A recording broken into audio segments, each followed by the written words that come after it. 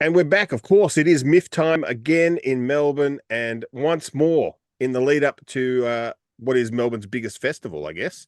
We're joined by one of the festival's lead head programmers, Kate Fitzpatrick,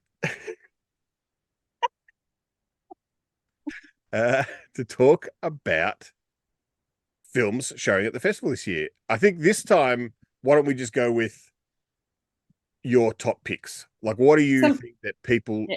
need to check out at MIFF this year? Yep. Well, these definitely not a definitive list. This would be really hard. I'd be a bit like you, where I'd be choosing all of the films in the festival, but these are some of my absolute faves. The first couple are from our competition section, Bright Horizons. One is called Flow, which I really love this film. The director, Gintz Zilbalodis.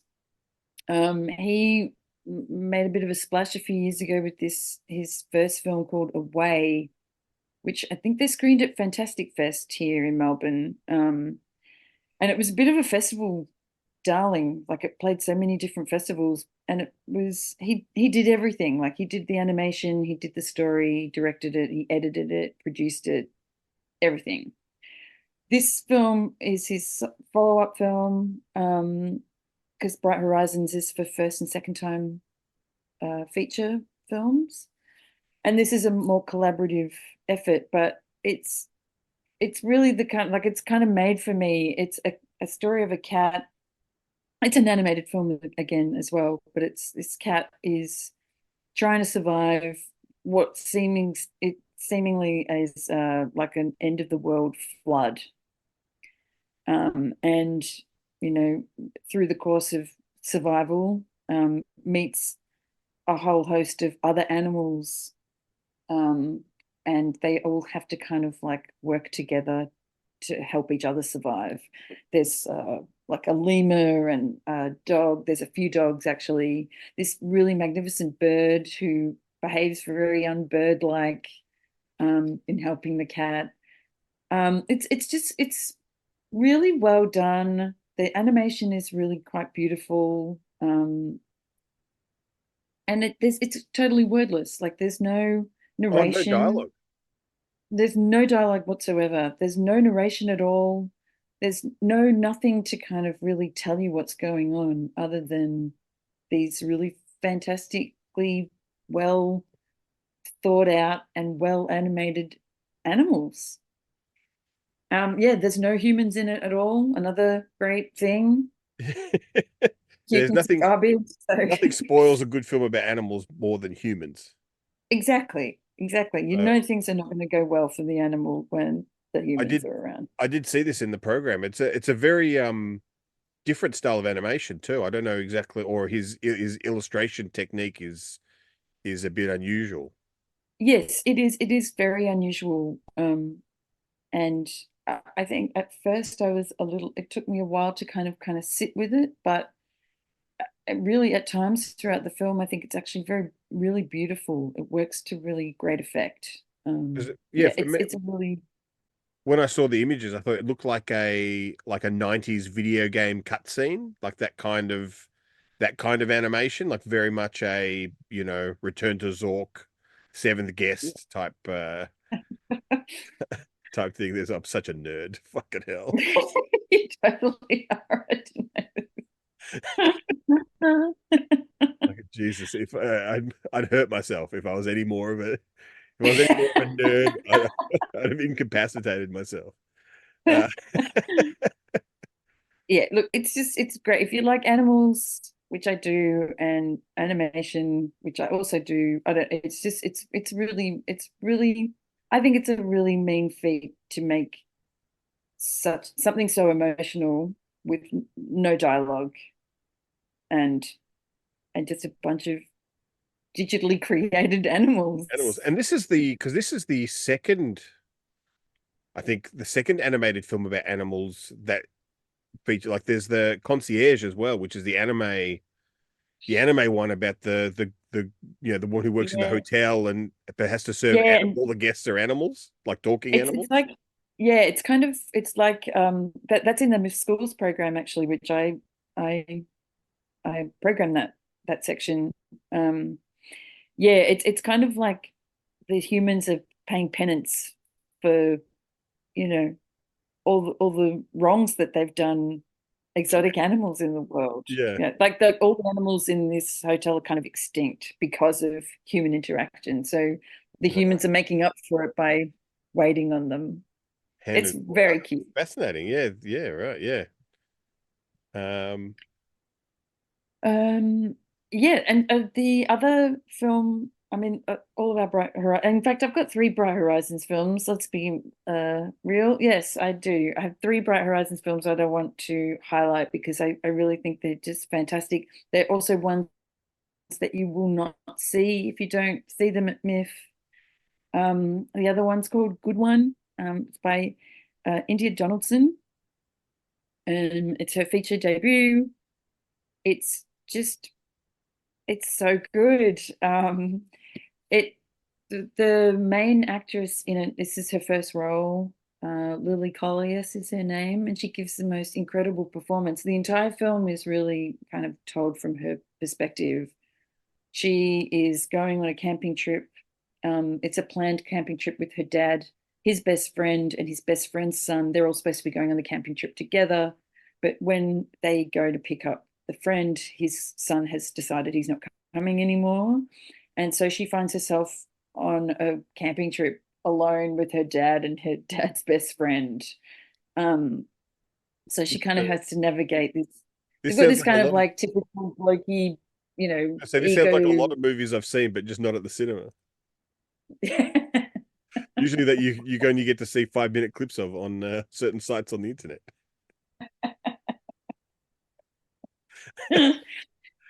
Don't cheapen this, Ben.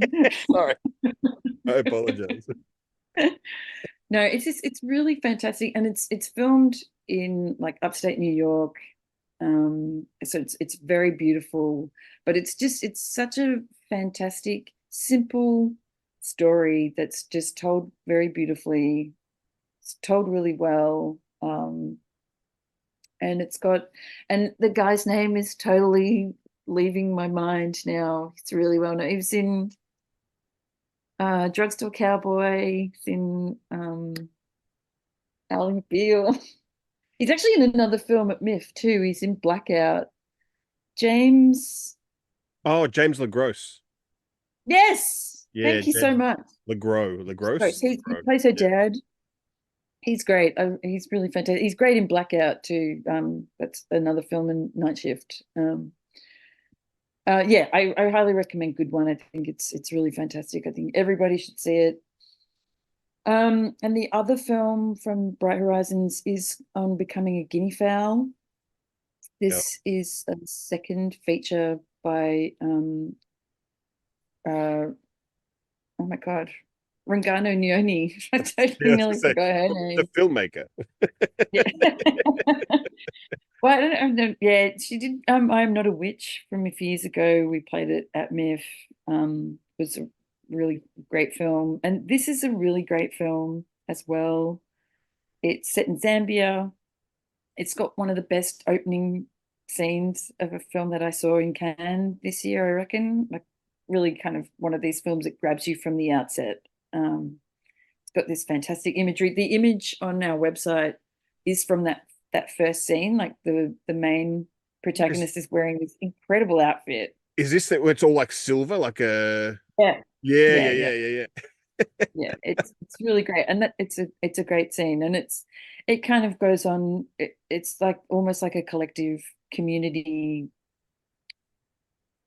secret in a way that that is being dealt with throughout the whole film. And it kind of gets into a bit of magic realism as well. It's really beautiful, and it's not something that you'll be able to see outside of yeah. So MIFF because it doesn't have any local representation yet, um, yet. yet, Hopefully, somebody important comes to see it and buys it. and picks it up. Yeah. That's Mm. what look, Umbrella are really good for that because they usually take a chance on more art house films, and then but you don't know it, and then they just randomly appear on Broly or on SBS. You're like, oh, excellent. Yeah.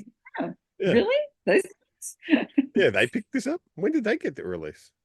I always That's weird. just blame my own inability to pay attention to social media and and press releases. 'Cause I'm like, surely they said something at the time, and I just was not paying attention. Indeed.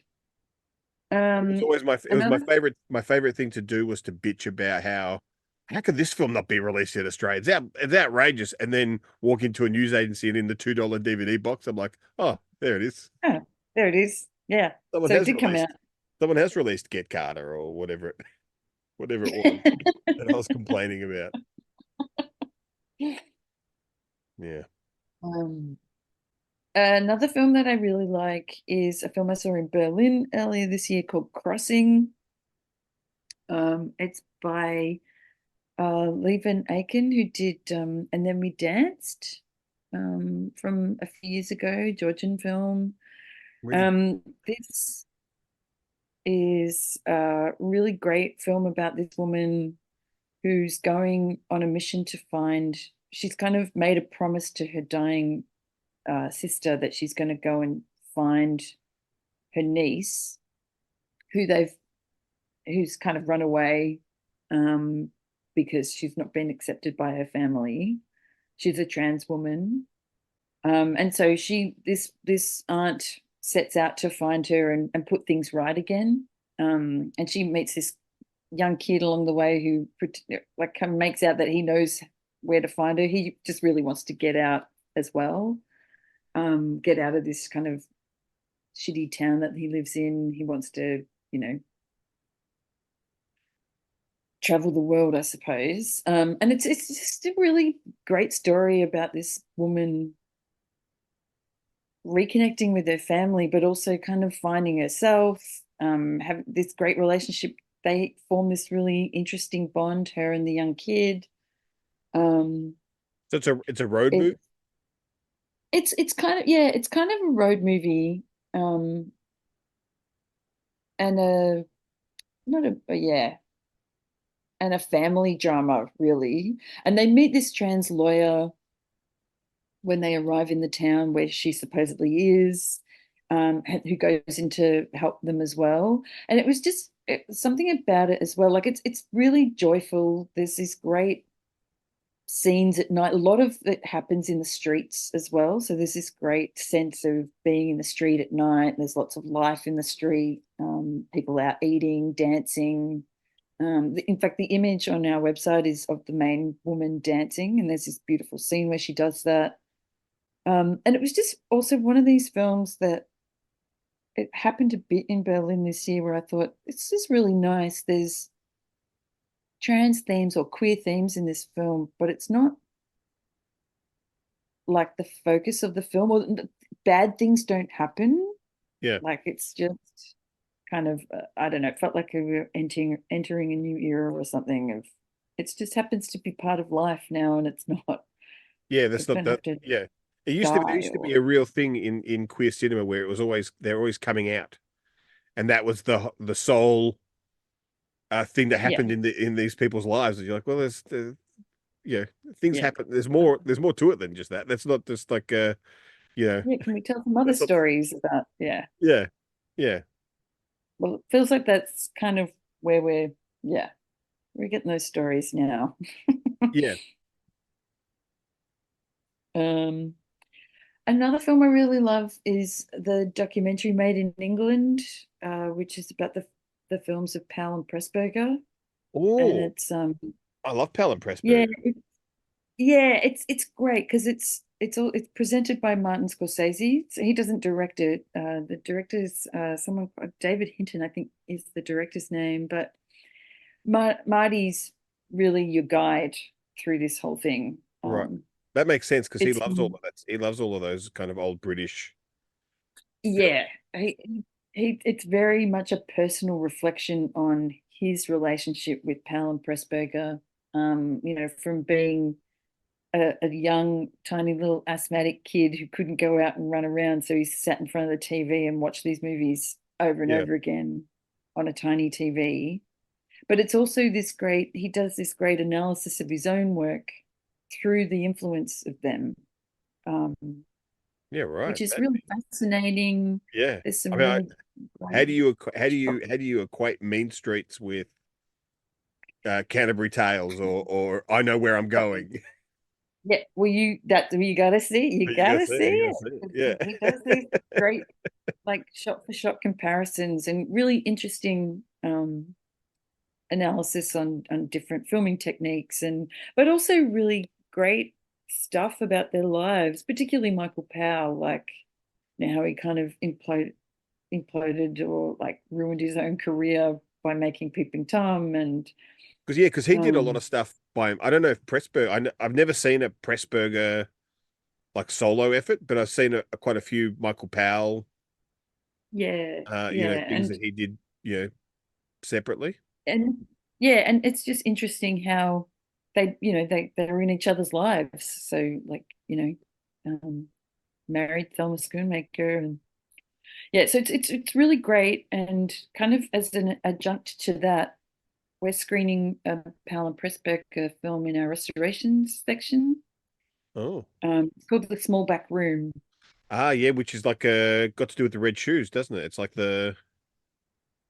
is it like they're editing the not black the red shoe, isn't it? It's somehow connected to the red shoes, Mm, isn't it? The black room.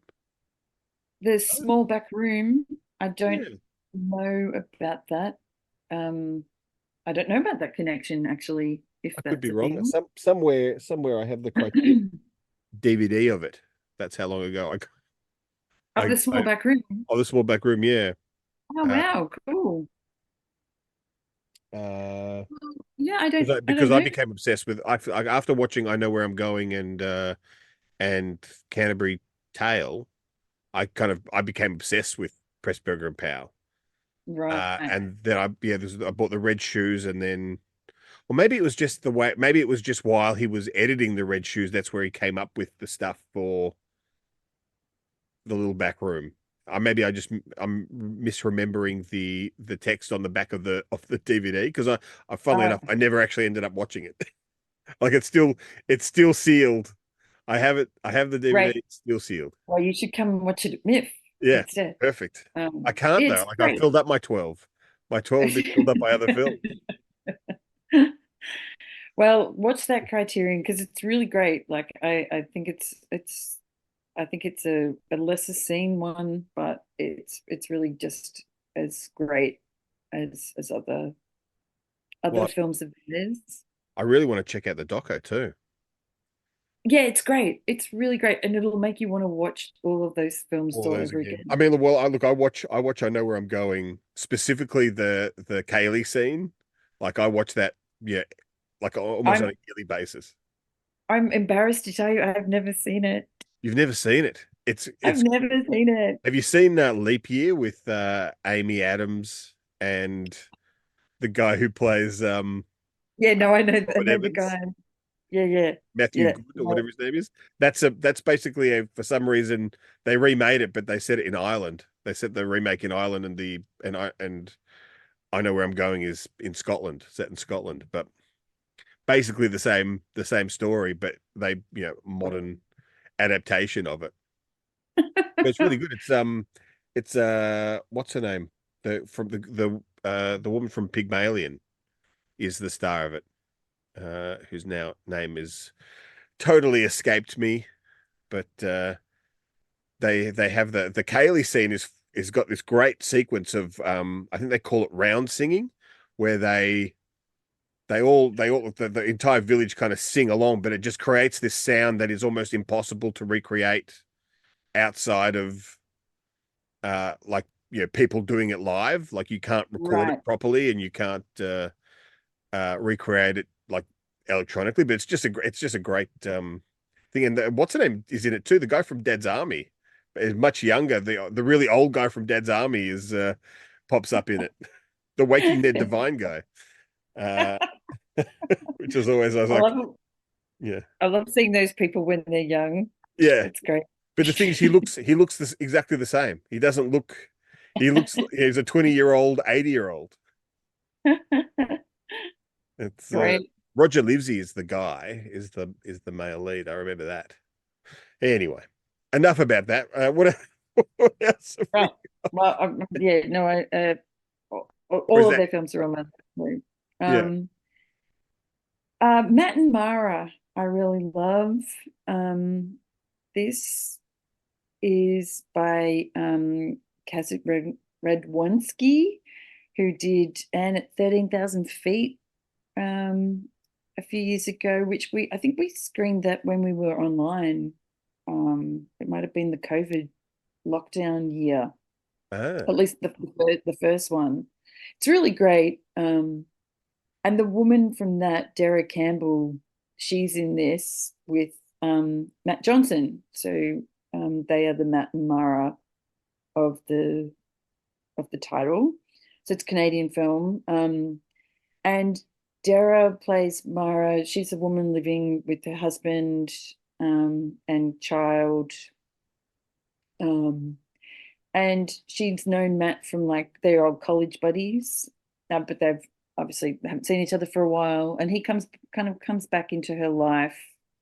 I think he's in town. He's kind of like an up and coming novelist, writer, with a lot of swagger and whatnot. And they've got this kind of great dynamic where they're good friends, but there's lots of kind of butting of heads with one another. But there's also a real frisson between them too. They've obviously got there's an attraction there too. And it's it's great. It's just their banter is really fantastic. I mean, I love Matt Johnson. I think he's really fantastic. I loved Blackberry last year. I love the hmm, Dirties from 10, 11 years ago now.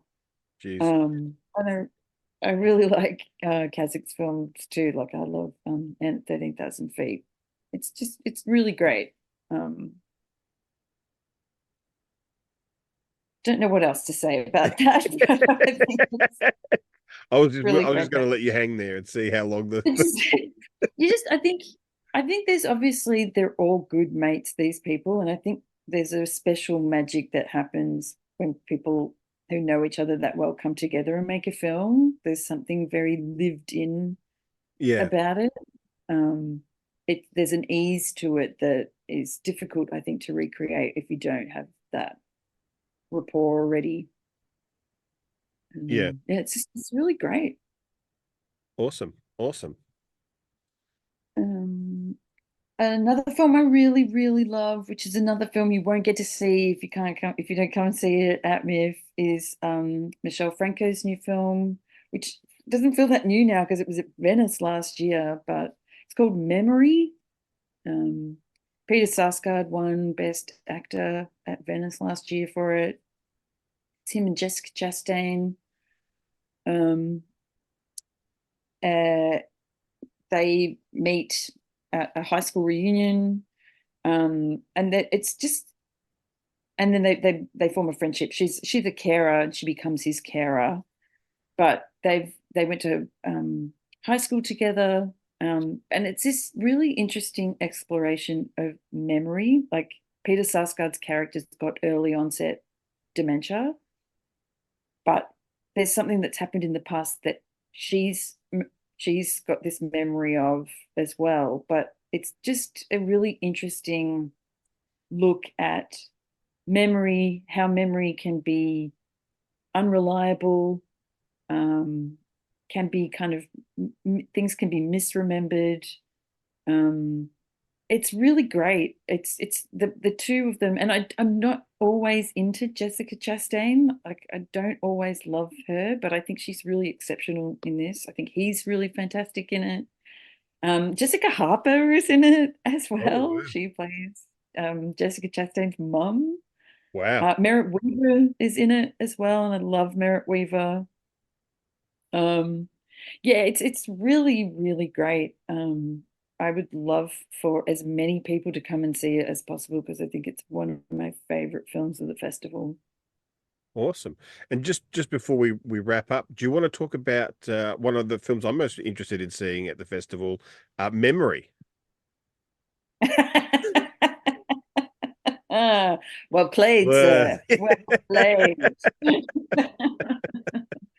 Well, I do quickly, just before we wrap up, though, I do really want to mention the Godzilla marathon. I know you're not a oh yeah. marathon guy, Well, I but am. I just have a lovely sleep during them, and then people draw dicks on my face, which is always fun. so then, yeah, great. Everyone has a great time Yeah. then. This time it would be Godzilla dicks. I don't know if my face is big enough to handle that. But what films are play? Oh, God. What which are we doing? Shin Godzilla? Are we doing? Shin Godzilla is the last one that we're doing a chronological thing. So the big kicker, the opener, is the restoration of the 1954 original Godzilla film, which premiered at Berlin earlier this year. It's really great. Like the restoration is fantastic. Um, and we're doing 7 films to cover, like, commemorate 70 years of Godzilla. And So will Mothra and be making an appearance? Will absolutely. fantastic. So Destroy All Monsters is from the 60s. That's screening. Really love that one. Godzilla versus Mecha Godzilla from the 70s, 1974, which is such a hoot. The Return of Godzilla from 1984. Godzilla versus Mothra from 1992. Godzilla, Mothra, King Ghidorah, Giant Monsters All Out Attack from the early 2000s is screening, and then Shin Godzilla is the final. It's the final one. No, Um, no Godzilla with Matthew Broderick and Maria Patillo. no, we did. No, There was a joking kind of. We're like, maybe we should just like throw it in there just and put watch it in people there. riot. Yeah. I think that's like that film deserves reappraisal. I Uh, agree. I I think it's have a soft spot for it. I yeah, I have to think it's time to say. I think it's time to kind of forgive it its sins and then just enjoy it for what it is.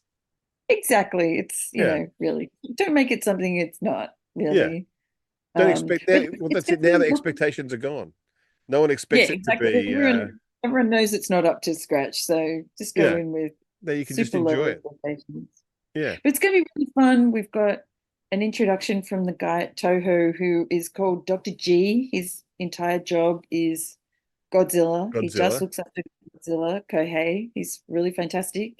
And he's got little there's trivia clips that we're Ah, going to play in good. between each film Nice. on all the different films, and also sponsored by Asahi.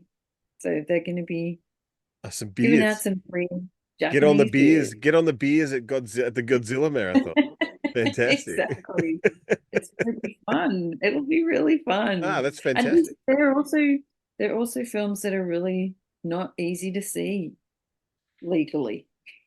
They were I do somewhere I've got some of them on a Madman DVD pack, but that's from years ago, long since out of print. Yeah, I don't exactly. think And they're I currently think available here in Australia at all. one of them, I can't remember, it might be Godzilla versus Mothra. There's one of them, like I looked at it online, it was worth like $140 or something. Wow. Just a DVD of it. So yeah, So seeing it at MIFF it's is a real bargain. it is a bargain. $50 for 7 films. 7 films. Like, That's pretty good. come on down. So that is MIFF. I think that's starting next week, or maybe the end of this week, the 8th of August, all the way up to the 25th of August, all around Melbourne. So jump on the MIFF website, miff.com.au. Thank you very much, Kate. Always a pleasure. Yep, so much fun. Thanks, Ben.